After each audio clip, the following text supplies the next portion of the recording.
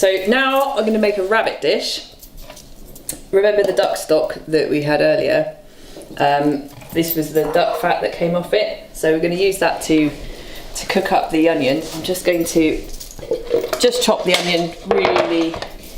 Again, you're not really going to use the onion, so it's just about making some flavour and giving the meat something to kind of balance on as well in a minute. You'll see what I mean.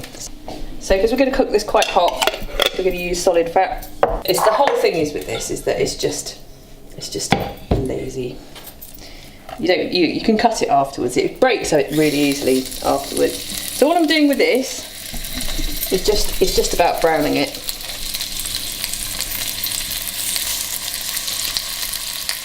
I'm just going to turn it down a little bit. Rabbit's quite a delicate meat. It's quite easy to burn it actually. So you don't need huge high heat, but we just want to get a bit of colour on it. Literally just a little bit coloured.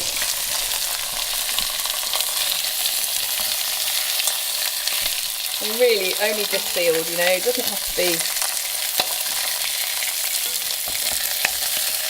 much more than that really. So what I'm going to do, I'm just going to take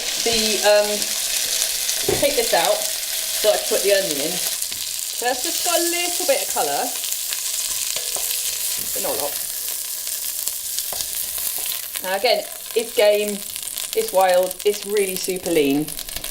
All I'm going to do, get the onions and make a little bed for it. I'm just going to put them back in the pan, but on top of the onions this time.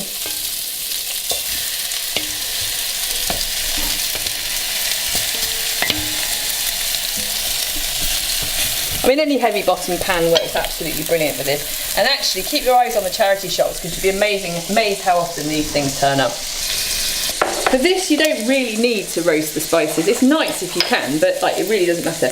You can totally use garam masala with this. Just a pre-blended garam masala would be absolutely fine. So what I'm going to do is just sprinkle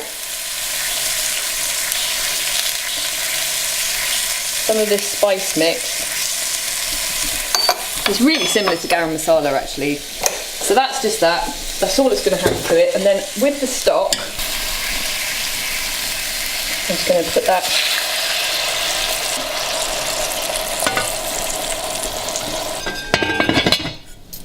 just going to go in the oven, or lowish oven.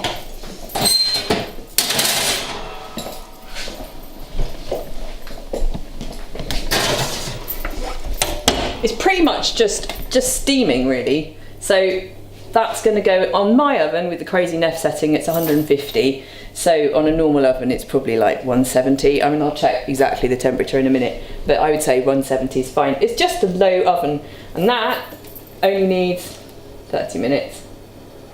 So we'll pop that on for 30.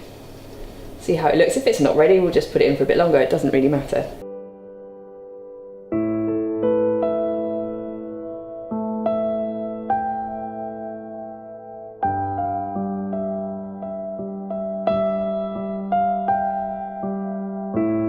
So the next thing I'm going to make is a kind of mushroom vegetable curry thing that's going to go with the rabbit. Now this is from the shop we went to earlier, the Banana Boat. I got this massive punnet of mushrooms, all this for £1. For £1? Yeah. You make friends with your local veg shop. It's not because it's me and I'm special. They just get bargains in. They were going cheap in the fruit market, and so you just got a load of mushrooms. What we're going to do now, I'm just going to, you don't have to do this, it doesn't really matter, but this is just it's actually some Chinese spice, but it's basically the same as what you'd put in a kind of garam masala type thing. There's some clove, some black pepper, fennel, cumin. I actually put the cumin in separately, to be fair. It's tiniest bit of star anise. Honestly, it's the strongest flavour in the world, but it is really nice with rabbit. I don't know what I'm doing. I just do it, and it seems to taste fine. Yeah. No, I see. I'm making this up completely as I go along, because what I do generally is it's what I've got, what's cheap, what looks nice, and kind of what's going to work with the other thing that I'm cooking. So, oh, such a nice smell. As soon as you can start to smell them, they're kind of ready. You don't need to take it very far. It's just to kind of release the oils. You don't really want to overdo it because they're gonna if they kind of like the oil gets really burnt and bitter and disgusting. So I'm not going to do a lot with it. I'm just going to give it a little bit. So first up, I'm going to just chop my onion. So this is like, you know, it's chopping an onion, but there are easy ways to do these things. They do actually teach this in schools now, which is kind of exciting, seeing as they don't teach many other cooking skills in school. And they tell you how to compile stuff, but they don't do an awful lot of cooking from scratch type food. Leave this bit on because that's what's going to hold it all together. So a couple of slices through, a couple of slices down. There's a bit you don't need. And then keep your fingers out of the way.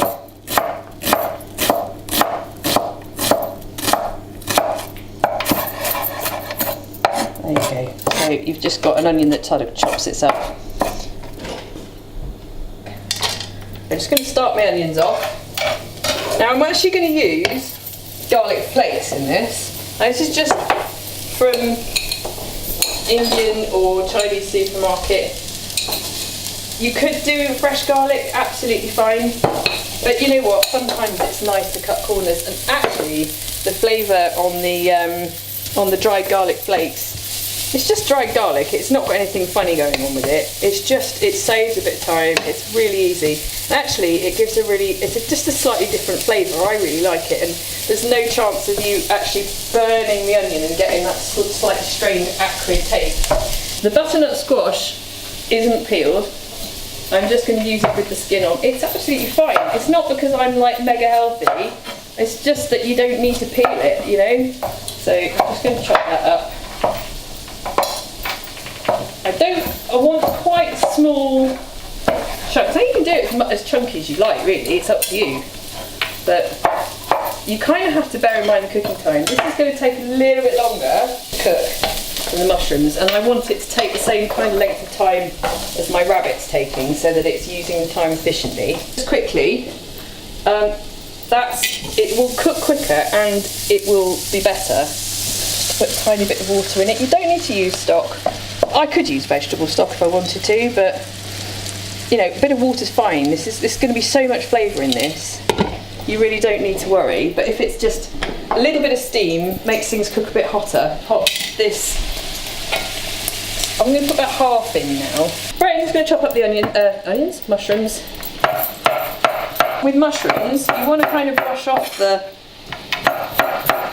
sort of any debris. You don't want to wash them, because they just kind of go weird.